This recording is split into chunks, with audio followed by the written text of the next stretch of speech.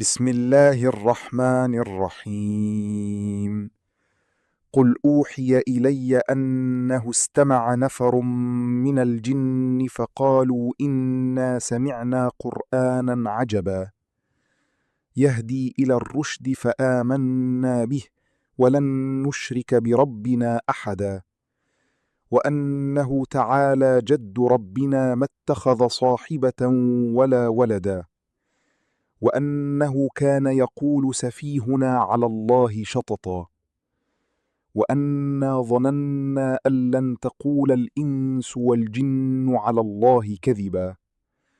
وأنه كان رجال من الإنس يعوذون برجال من الجن فزادوهم رهقا وأنهم ظنوا كما ظننتم أن لن يبعث الله أحدا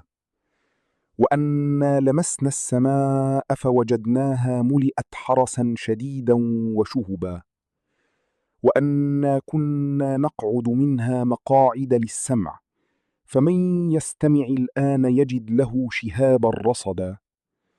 وأنا لا ندري أشر أريد بمن في الأرض أم أراد بهم ربهم رشدا وأنا منا الصالحون ومنا دون ذلك كنا طرائق قددا وأنا ظننا أن لن نعجز الله في الأرض ولن نعجزه هربا